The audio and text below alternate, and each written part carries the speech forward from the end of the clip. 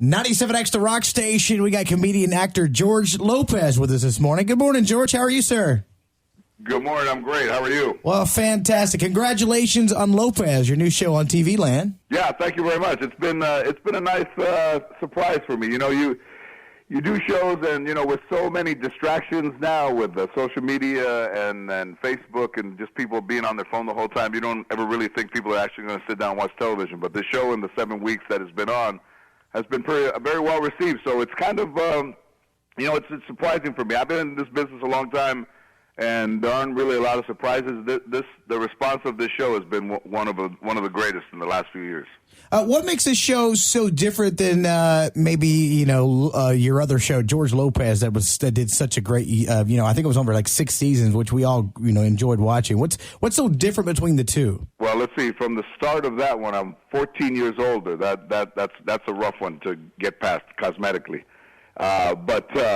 That one was a family show on ABC multi-camera. Lopez, this one at TV Land, Jim Gaffigan is there, and what they've done is they started to shoot shows single camera and make them a little more current looking and, a little more honest in the portrayal of the people who have shows about his family. My show is really kind of like a Mexican Curb Your Enthusiasm about the kind of things that surround you when you're trying to do your job and stuff. So interesting characters from the old neighborhood, from business, and they sometimes cross paths, and it's a little bit fresh for me. It's a nice look. All right, well, cool. This is on TV Land Wednesday nights at 9 o'clock Central Time. That's our time here, George.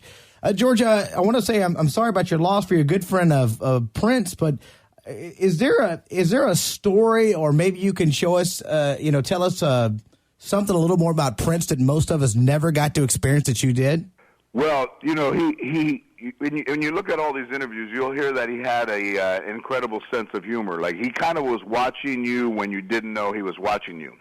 Really? And I got him this hat. He's Jehovah's Witness, and when he did my show in 2011, I got him a hat that was purple, fedora hat, handmade, and he said, I walked in his dressing room with my band leader, and he was in there with a friend, and I said, "Hey, Prince, I got you a hat." He's like, "I can't accept gifts. I'm a Jehovah's Witness." I said, "Oh, okay." So I just leave it there. The box was on this chair. And then we spent the next hour laughing and talking about stuff, and it was really kind of surprising for a guy that really didn't watch television and stuff. He kind of really knew what was going on. So we're laughing and we're talking about stuff and comedy and things about him and stuff. And then I said, "Hey, the hat's still there." I said, at least look at it. I mean, look at the hat." And he opens the top, and has white paper in there. He takes the white paper off, and he sees this purple fedora. He looks at the hat. He looks at his friend. He looks at me. And I said, "Yeah." I said, "Handmade." Takes it out, holds it in his hand like at eyes distance across. He flicks the brim with his index finger like, "Ah!" And I said, "Oh, I know that I have a lot of hats. You always do that when you really like something." So he puts it on, tips it to the right, way down, just kind of way down over his eye, and he says, "Oh yeah," and he does that, and he walks like George Jefferson back and forth like 5 times. And then I said, "Hey," I said, "You like it?" He goes, "Oh yeah." And I said, I thought you couldn't accept gifts." He goes, "Oh no, I'm keeping this one." Fantastic. And then he drove himself. He drove himself. So he goes out there. He's got this like Stutz Bearcat with the Prince symbol on the hubs of all his rims, on the hood, on the back of the car, in the gear shift. The gas pedal is that symbol. And I said, "You drove yourself?" And he goes, "Come on." "Yes." He gets in, takes off with the hat. And I said, "Well, nobody will know that it's ever Prince. And he's going the wrong way." Wow. Again, we're talking with comedian actor George Lopez. All right, I got a question for you. America's demographics, they've been constantly changing to become more diverse over the years. So how has this changed the way you approach comedy over the years, and where do you think the future of comedy is going because of this? Well, there's a high level of political correctness that Gene Simmons had to apologize for things he said about Prince, which I guess he must have felt the first time and then had to apologize. So you see more of that. You see more apologies for people speaking out when in reality, if you speak out, you should stand by what you say. The one thing I agree with on Donald Trump, and there's only one thing, is that he doesn't apologize for the things that he says. And there's something refreshing about that. I mean, I don't agree with his politics, but in a time when everybody backs away from what they say, here's a guy that says some of the most craziest things that you can ever imagine, and he stands by them, and he's the presumptive Republican nominee, which is, I like the word presumptive now. You know, I'm like, hey, I'm going to go out with that girl, presumptive, in about a month. Yeah, but, you know, there's all of that. And the demographics, clearly, I mean, this country was built on immigration, but all of a sudden, you know, it's become the hottest issue. And really the only people who are telling people to go back to where they came from are white people who weren't here originally either. Yeah, true. That's true. They're the biggest ones that use that phrase. Big fan, also a comic myself. I wanted to know, you've been doing comedy and television for a long time.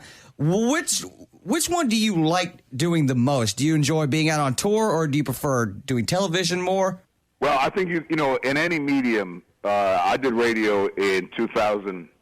I think it was probably the best way to get your message across, which is still, and I still believe that with everything that's going on, it's probably the best way to. But there's also a limitation to what you can say and what you can do, and there's advertisers and there's program directors and there's, you know, producers, and even in TV, there's producers. There's people that write letters, and there'll be one letter, but they say one letter means 1,000 letters. And in stand-up, it's the freest form of expression where you, if you stand by your words, can be free. So I enjoy the fact that up there you don't have a guy looking for logos, looking for bad language, telling you can't do this, telling you can't do that. Lopez Tonight, I thought, was a great show. Went on 2 seasons, which, you know, if you look at the internet, they go, oh, it was a failure. It was not a failure. A failure is when you can't get out of the first week.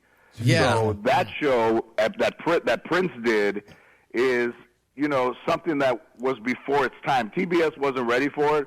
And, you know, you see Conan. And if I had gone away from late night TV and Conan had become the biggest star, I would clearly be like, okay, I was like a blood clot standing in the way of this success.